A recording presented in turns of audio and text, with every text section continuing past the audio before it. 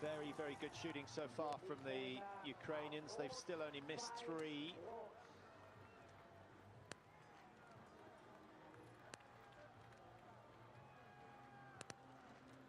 Look at that. They are so disciplined, the Ukrainians. Yep, and the commentator in the stadium agrees with me.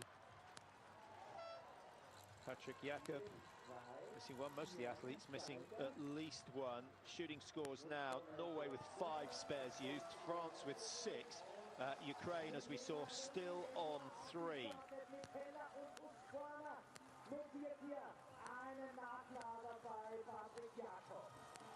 Sweden with Ponsaloma trying to get back into it, but the harder you try, the more mistakes you tend to make. It's a bit like golf. Oh.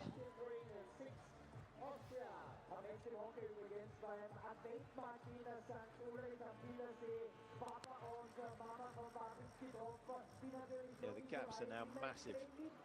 It was a tight race up until the halfway. Yeah.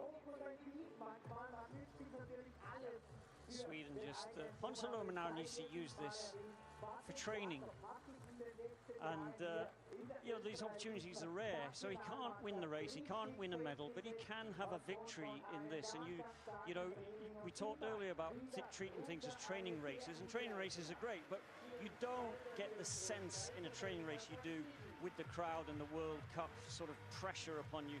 So now what he needs to do is use this as a way of, he needs to remind himself what he can do in the range on a stand shoot under all of these difficult conditions, and then just get that back in the bag again.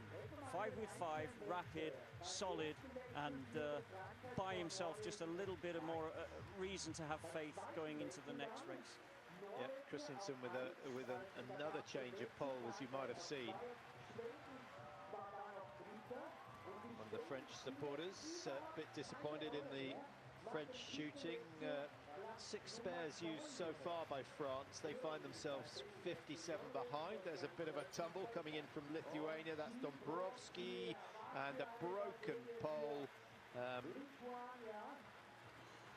you don't see that often these days, do you? Broken skis and a broken pole. Yeah, at least he's got someone there to help him put it on. Let's hope it's got the right wax on, and it's not one of the coach's old training skis that might have just a tiny hint of fluor attached to it from 2020. 2020, I think there was plenty of fluor around in 2021 and 2022, to be honest. Yeah, I'm sure you're right.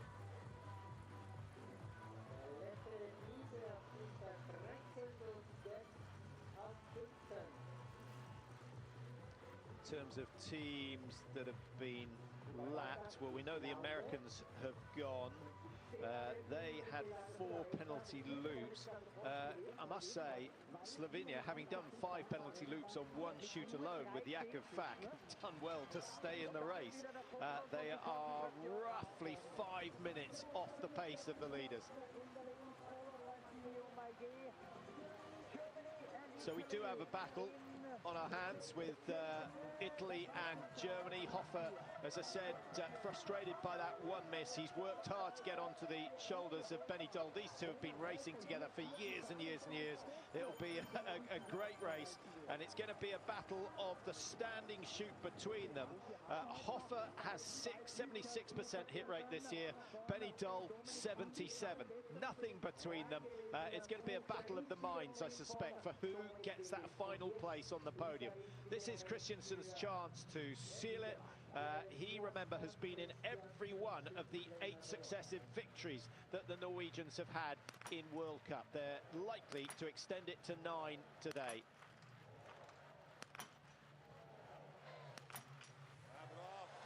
Brilliant. There we go. 1 high, 1 low, 1 high, 1 low. The last one just outside the prone target, but good enough. And a big smile from Mazet. He knows that victory is theirs. The handshakes all around, Ormut enjoying that performance as well. So Norway again showing why they're the champions. How did they lose the World Championships last year? beaten by France. Guiganard, Claude, Jacqueline Fillon-Maillet. Audacity, I think. You know, the French are good at audacity. These two are happy to say, let's just turn up and frighten them and see what happens. Yeah, 57-second margin after that prone shoot on this last leg. Fillon-Maillet, a solid standing shoot. This will build confidence. Yep. Won't make any difference to the result, but that is an important shoot. Giacchino liking that, so he should. That's okay. There's not as much pressure as if Christensen was standing on the range as well. No, but given how Fillon-Maillet's shooting hasn't been good lately, there will have been just that little bit of background noise pressure in his emotions, and he's managed to silence that a little further. These two, on the other hand, are really under pressure, and I was impressed to see that Lucas Hoffer didn't go past at the little invite from Benny Doll on the hill to just take the lead, and he was just using his head. Yeah, Hoffer usually quickest to get the early ones away. No change there. He's got an advantage, but now he throws it away with a miss, and Benny Doll will sense that if he can get the last two, he could come out with 3 or 4 seconds to play with. Hoffer needs this. He's thrown that wide. He is probably the quicker of the two skiers at the moment, but if this misses, they're out of it. He's rushing, the panic is on, and Germany securing it. A little bend of the legs just to take some of the fatigue out. I suspect they are shaking. Yeah, he gets it. Avoids the penalty loop, but I think the gap is going to be too big. What a shame. Yeah, so distant. Fabio was just shaking his head there, you know, in disbelief. In a space of 15 seconds, you go from a relative victory to relative obscurity. Fourth is often the worst place to be. Yeah, I just wonder whether Hoffer rushed that shoot a little bit. I think so. And that comes of being out of action for a year. Ukraine, are they going to finish pretty much how they've gone all the way through? Only 3 mistakes so far. They keep that going. That's a lovely shoot from the Ukrainians. Really good effort. And Dudchenko doing exactly what Tishenko, Petrushny and Prima have done all the way through. So good. Sweden with Ponsiluoma. They need something to... What a shame. Be positive about in the team meeting tonight, but Ponsiluoma doesn't finish with a 5. Down it goes, just a sneak ahead of the home nation. Switzerland now with Gion Stulder. Got a chance. I think it's a pretty good chance. That's a poor shoot from Patrick Jakob. 3 penalty loops, 450 meters, but Stulder is not faring too much better at the moment. No rush for Christensen. Job done. He loves this job. What a privilege.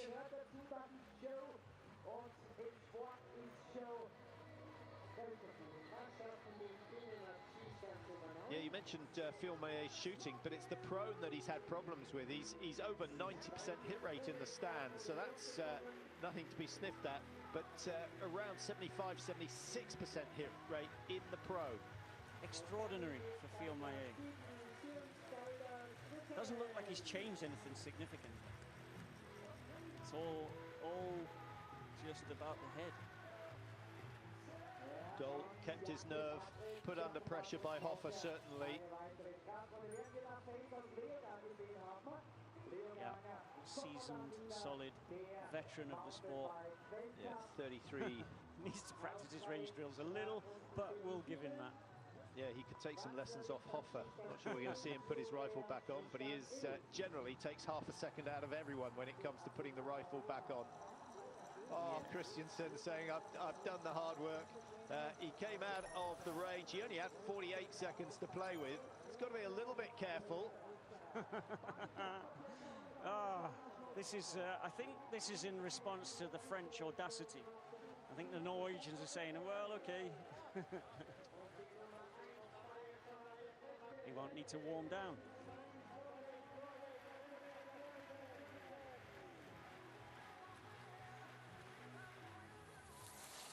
Well, I think think Phil Maillet has been on a go slow as well, to be honest, because I'm sure he could have closed more than 6 seconds. Hey, the crowd will be wanting their money back.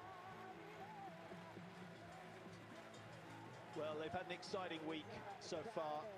The sprint and the pursuit in the men's races were very, very tight. We saw some great battles between Tandrebold and Heike Gross, and of course yesterday's winner Elvira Erberg in the women's pursuit.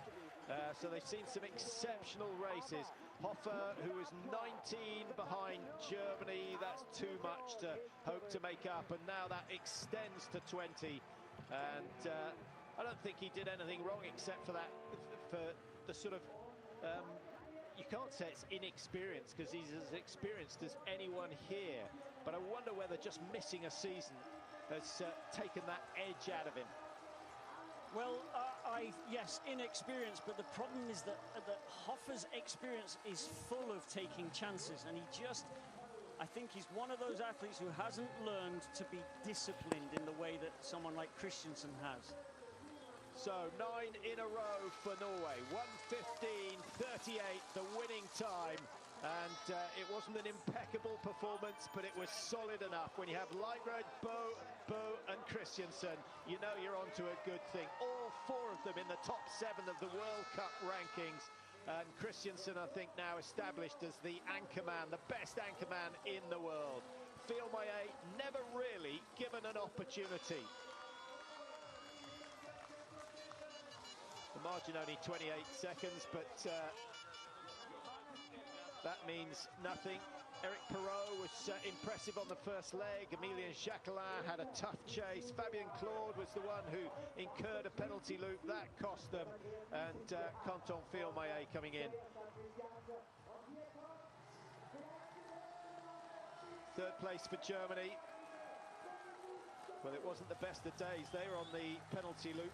Claude didn't do a penalty, apologies to him, but he did miss a bunch of targets. Benny Doll in a team that did penalties. 10 misses in all from the German team, and they found themselves a minute down.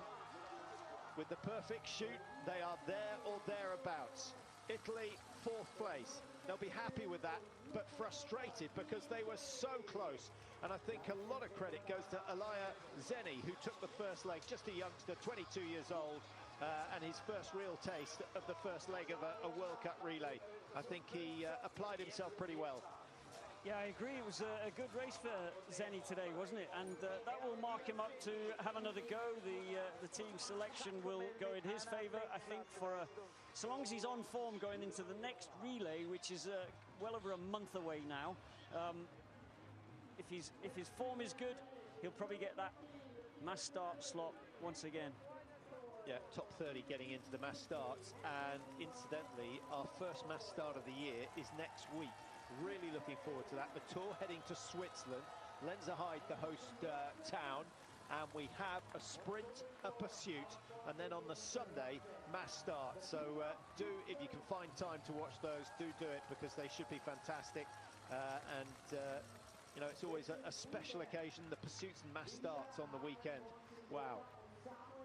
Ukraine ahead of Sweden, that's a result for them. Well done to the Ukrainians, especially given that it is not easy for them to train and get good, solid summer training in at the moment. Yeah, if we take away all Sweden's mistakes, so 16 targets missed, 2 penalty loops skied, they would have been within 10 or 15 seconds of the winners. So they're on pretty good shape, but they've got to take out the one bad leg that put them out of contention. Norway, the champions here in Austria, yet again, 9 in a row.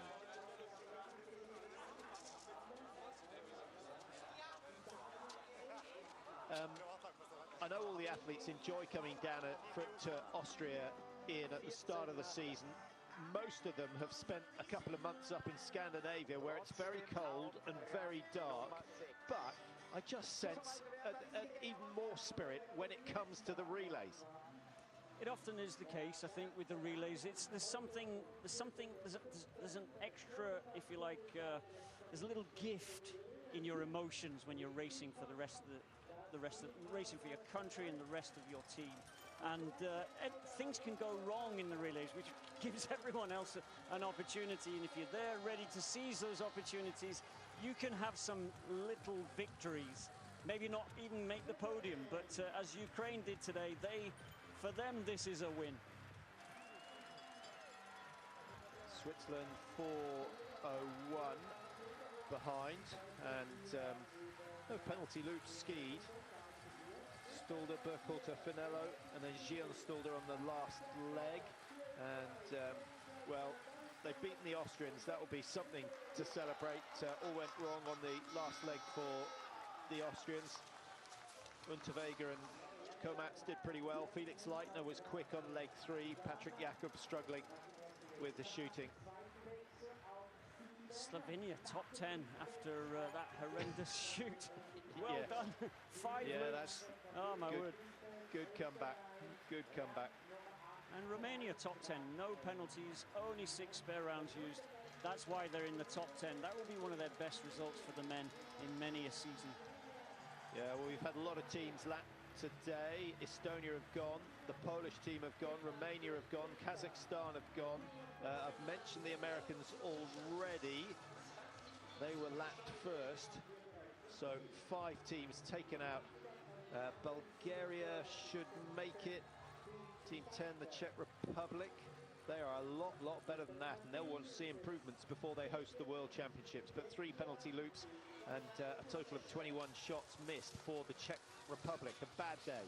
A bad day, and we haven't mentioned them the whole race, which is unusual. They rarely get talked about at the head of the race, but the fact that we haven't mentioned them at all, and with the World Championships in Novo Mesto, yeah, that's not a good sign, is it?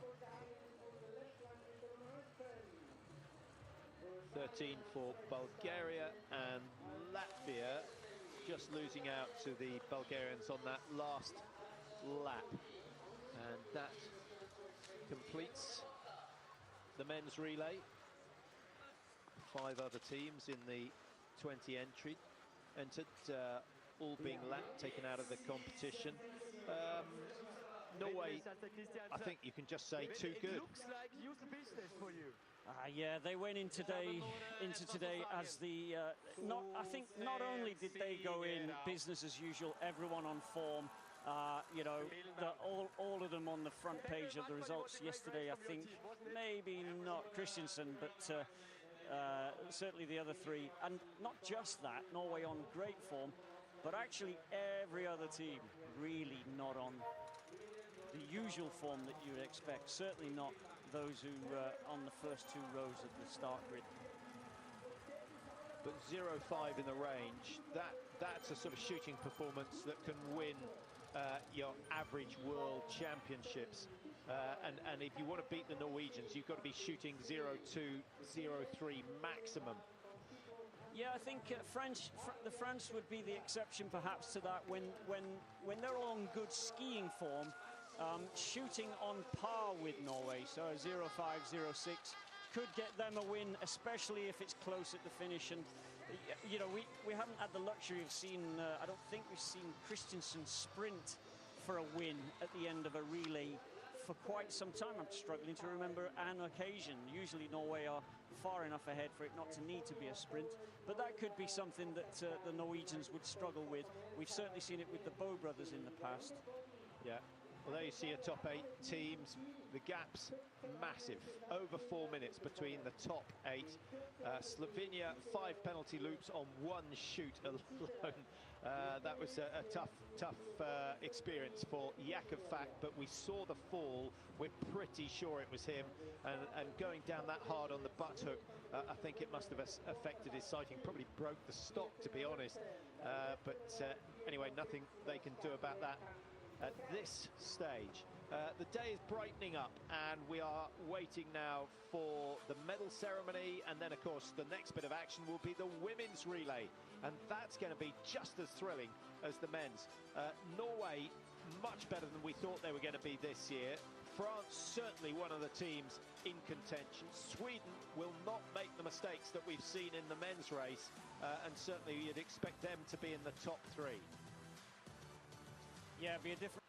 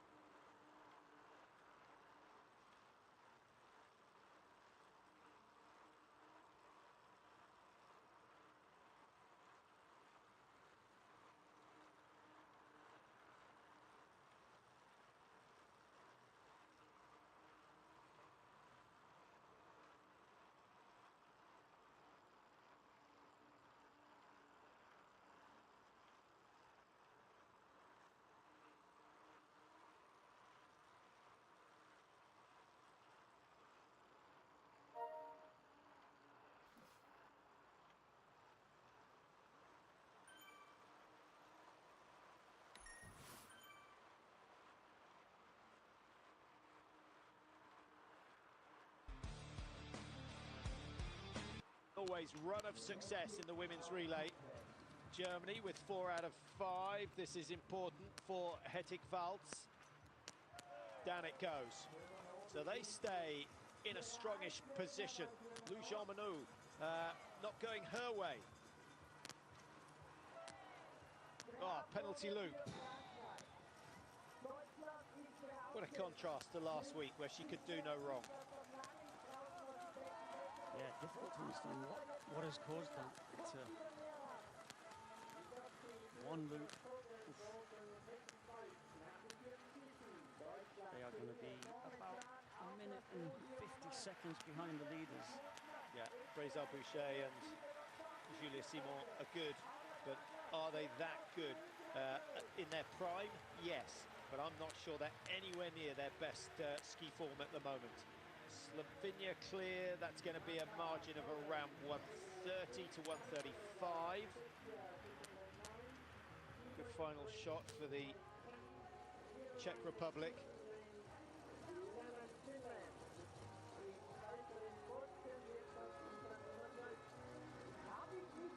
Davidova and Yislova on the last leg for the Czechs, as we have another look at Lisa Vitozzi. Now this was a rapid shoot. Where do you think? High right with a miss? High. Well, it was, yeah, low right. Not close. I don't think the cameraman moved quickly enough for me to even see it yet. When you're shooting that fast and moving along the target so fast, it was nearly always going to go right, wasn't it? Well, yeah, I don't know. I mean, what impressed me about Vitozzi there was how quickly, after she closed the bolt with her spare round, the shot was away. I mean, there was just no hesitation. She looked down the sights, it was on, it went. I don't think she even thought about it. And just so impressive.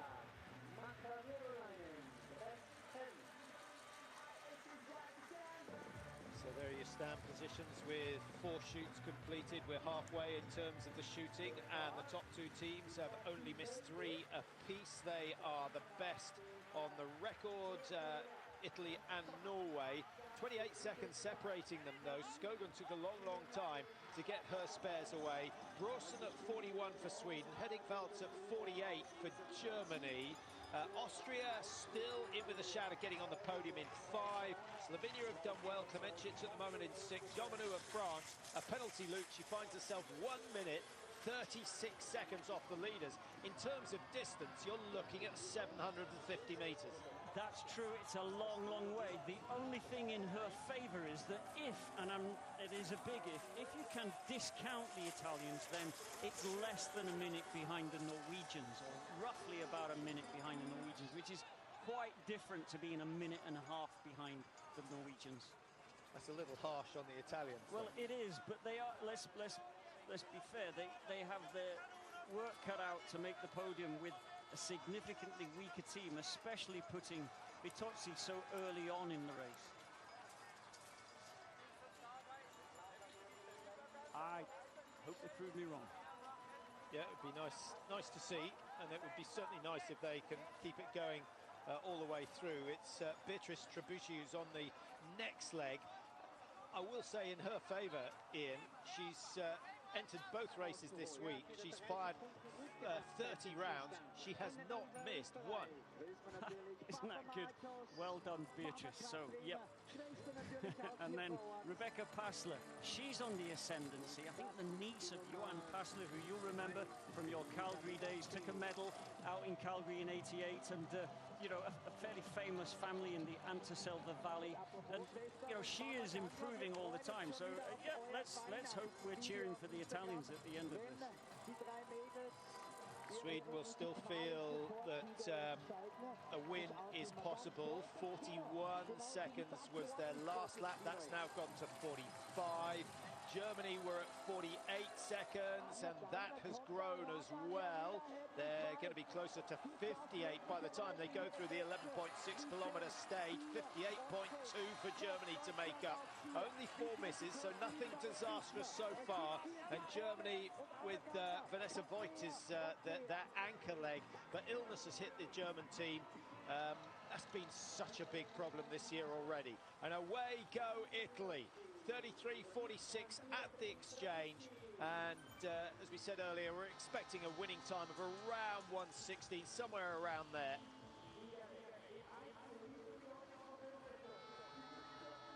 With 33 minutes for 2 legs, it could be a whole lot faster than that.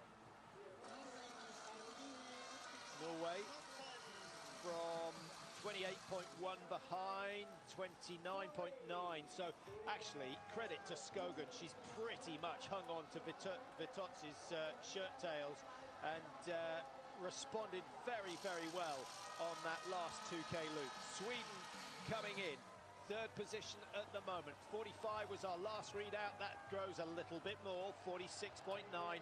Every second counts. But when you've got the 2 Urberg sisters on legs 3 and 4, you know that that sort of margin is closable.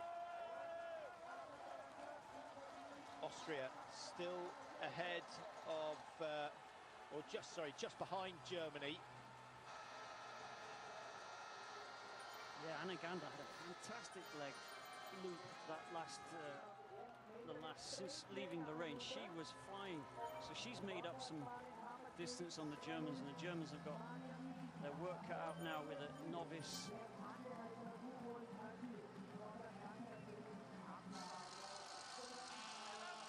Yeah, Gandler's had a good week, an 11th and the 10th in the sprint in the pursuit.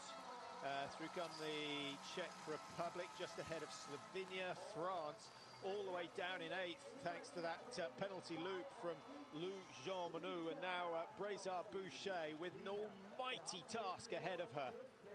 1:41. Lisa Vitozzi, the fastest on the 2nd leg. That was plainly obvious, 16:32 a time. She's taken 37 seconds in out of everyone. That's a really, really solid performance. Yeah, she's in great form, Vitozzi, isn't she? There'll be quite a few Italians in the crowd. We're not hearing them particularly at the moment. We're not far from northern Italy, where the biathletes tend to come from, and there'll be a few present. Slightly cautious-looking stance coming into this corner. Better safe than sorry.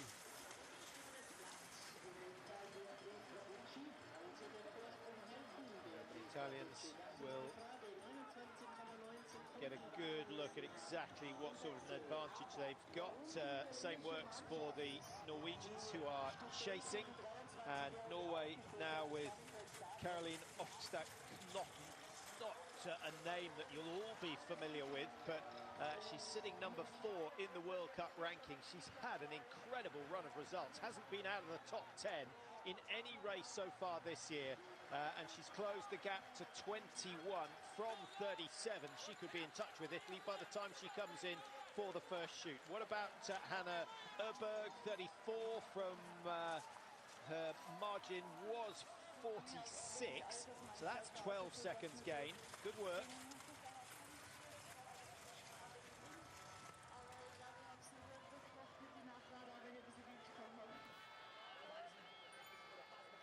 Minor places, Germany and Austria. The fans obviously wanting Austria, well, some of them, because there are more Germans in the stands than there are Austrians, as is so often the case here in Hochfilzen.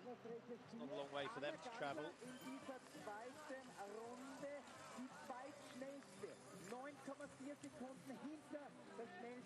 Yeah, it's a well centralized location for major championships, isn't it, Ian? The Italians, the Swiss, the French, the Germans, no one really has very far to go. No, and not far to go between World Cups either, so it's a relatively painless journey as they will almost certainly head away this evening down to Switzerland. Yeah, that's a hider.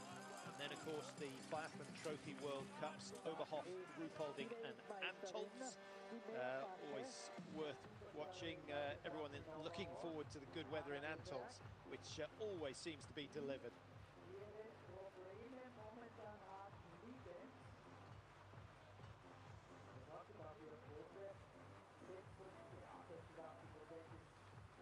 Italy with Capucci. closing in already on Team 16, which is Kazakhstan. I have a feeling the Kazakhs may not get to the final leg of this relay. So this is crucial, absolutely crucial for Trebucci. As I mentioned, she has not missed the target so far this week.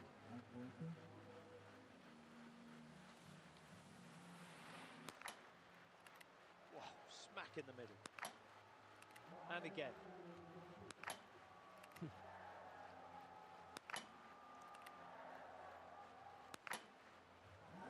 Well, if you're scoring externally, I think everything at the worst was in the 8. Most of them in the 9, so a really good start. Shaky start for Norway, and Knotten throwing that first one wide. Any sign of panic on the face? A little bit of tension there. Looked it, didn't it? A little tension. And Hannah Öberg also feeling a little bit of the pressure.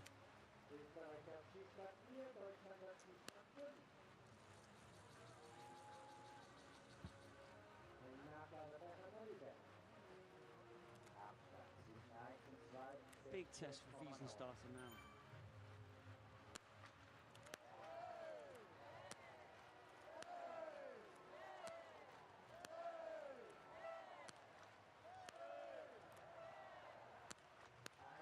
Wonderful. So, Austrians and Germans cheering, probably the biggest two contingents in the crowd. And both of those, so we've got Wiesenstarter for Germany, and we have, where is it, Anna Jupp for Austria. Not names that are all that well known, and here they are, near the front of the race, on the third leg of a World Cup relay. This is good for biathlon. Yeah, and they're still less than a minute behind the race leaders. There's a very tasty battle going on up front. As you know, for France, he's looked a little bit tense all week, to be honest. Things haven't gone quite as well on the range as the French would have been hoping. Certainly, Lou Jean Monod's success up in Östersund worth celebrating, but the coaches, they want the whole team to be up there, not just one star. And every day's a new day, and it's you know, you have your little anxiety gauges. Every morning they kick in fresh, and doesn't matter what happened last week. Didn't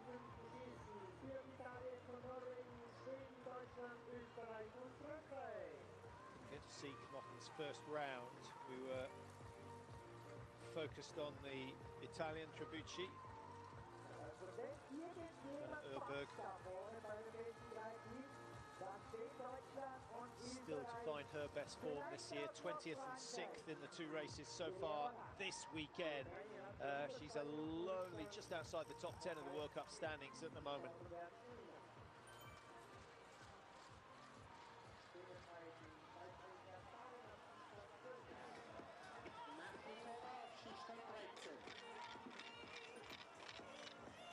So the pressure increases for Trebucci now. She's got Knotten and Öberg chasing her. So Sweden and Norway chasing a relatively weakened Italian team. Yeah, I mean, I think at the start of the day, they would have said, okay, look, we've lost our number 2. A win is highly unlikely, but a top 3 would be fantastic. And I think they'd still be happy with top 3. The margin between Italy and Germany at the moment is 52.5 seconds. So there's still a very good chance they could achieve that, as we're well into leg number 3 now. The gap goes down to 9 seconds. As they came out of the range last time, Knotten was 16 behind, so another 7.8 seconds taken off. Öberg making similar sort of gains on the race leaders. And what about the battle for 4 and 5? Wiesenstarter was at 52, she's now at 47, so 5 seconds gain, travelling just a tiny bit slower than Hannah Öberg, but it's still a good ski so far. Yes.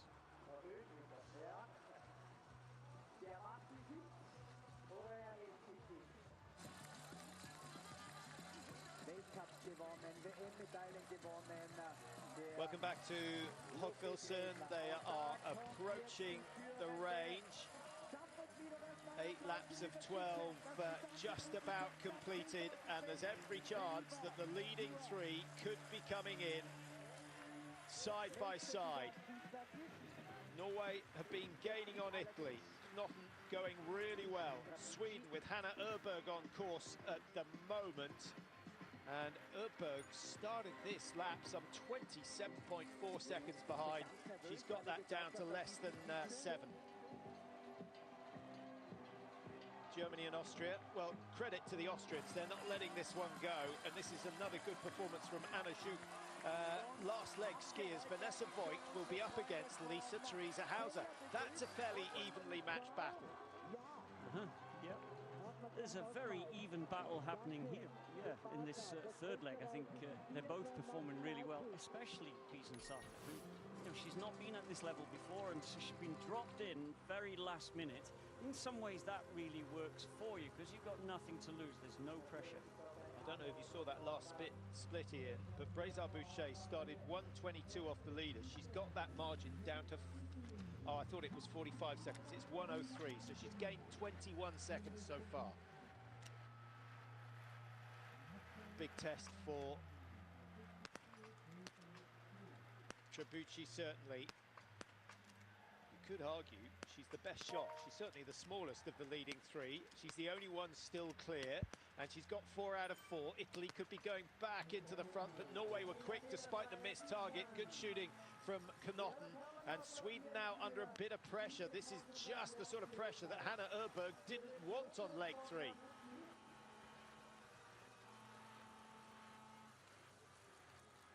Lots of movement of the rifle. A long delay. That's 7-8 seconds already. Resets the sights. Down it goes. And she's now got to do exactly what she did on that last lap and gain some 20 seconds on the race leaders. Tough ask. Elvira will not be happy after that. A miss from Germany. That gives Austria a little bit of a hope that they can come out in 4th place. Anna Schupert is on range for them. There's the first miss for the Austrians. And again. Oh, wonderful. Brézard-Boucher's on the charge. Oh, wow, best shoot we've seen from her so far this season. 5 with 5, and they move up a place, and they move a little bit closer to the podium places. Anna Schupert, who missed 3 out of 10 in the standing position yesterday, hasn't managed to improve on that really today. Really needs this. No, it's gone wide again. Now the panic sets in as she will sense the clock ticking away. It's going to be a margin of around 1:30 by the time this shoot is over. Well done. At least she's avoided the loop. Yeah, she was shaking on that, certainly the second of her spare round. She was shaking. There was no chance she was going to miss. Hit, I should say.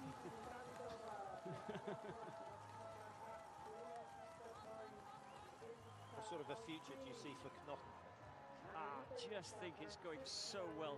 The opportunity that she's been given now, since we've had the other big names, Roisland and Tyrrell Eckhoff moving out of the way. She's getting to show what she's capable of, and clearly she's an athlete who needed races. She needed the pressure of day in, day out, World Cup intensity to bring her up.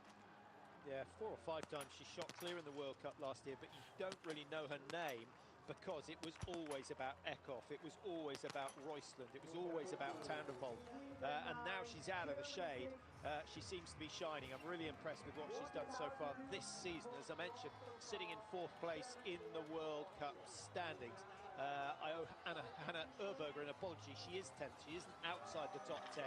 She is 10th in the World Cup standings at the moment, but still a long way from her best form. Skiing looks to be getting better. Going to be interesting to see what she can do on this last lap of leg number 3. She has 25 to make up on Knotten. Trebucci of Italy came out 2.8 seconds behind the Norwegian. Oh, she's gone very, very wide, looking for the softer snow. That could have come undone so easily. Yeah, she looked like she might just when that left-hand ski grabs a slightly slower bit of snow, it can just flick you around and you're down instantly. You don't want that at this stage, especially not with Hannah Öberg chasing you up this hill. Hannah Öberg, we said earlier, she 23 seconds she's gained on Tribucci on this lap already, and she's still got 900 meters to go. That's going to be over a 30-second gain by the Swede. It needs to be, because the French are on the charge. Fraser Boucher has worked wonders so far. She got the margin down to 55.8 after that last shoot, having come in, well, it was 58 behind as she came in, and now the French at 54, so they are getting closer and closer to the podium, and the Germans aren't out of it quite yet. Don't forget Vanessa Boyt on the last leg for Germany.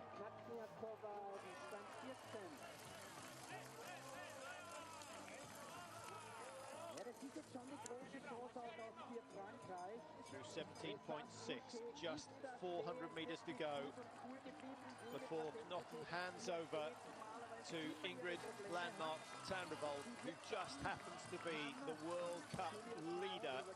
And Tandrevold, one of 3 athletes who has not been outside the top 10 in any race so far this year. And of course that win in the sprint, her first sprint victory on the World Cup.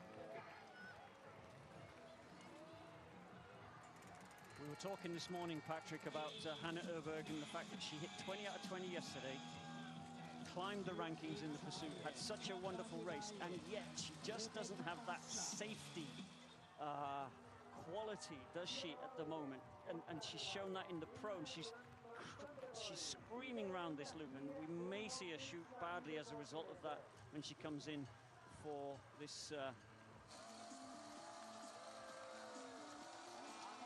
No, what am I doing? What am I talking about? They've already done stand. They've done stand. Certainly, sorry, I should have picked up on that. Yeah.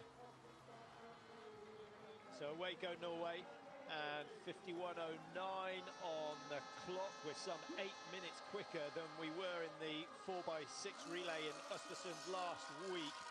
They'll be enjoying that, so we're now looking at a time of around 1:09.1:10 to finish.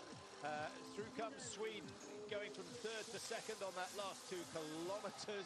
I think Hannah Öberg more than made up for her mistakes there on the range. She's got to within 20 seconds of Norway, and it's Tandrevold versus Elvira Öberg. Where have you heard that before? Yes, 20 seconds, it's not much, and you can't help thinking that Elvira has a good 20 seconds over Tandrevold's ski speed at the moment, based on what we've seen this week at least. Tandrevold won the battle on Friday in the sprint. Elvira Öberg won the battle on Saturday in the pursuit. Who is going to win the battle in the relay on Sunday? Well, I think the 20.8 seconds could be significant in terms of shooting, assuming they both ski at roughly the same speed. Norway with at least 2-shot advantage, possibly 3. He's going well for Austria. Ready to go. Yeah, the Austrians have done well. Anna Jupe, she'll be really disappointed with her standing shoot, which was somewhat uncharacteristic of her this season. But she hands over to Lisa Trieserhauser. Not the fastest we've seen her, but still shooting okay.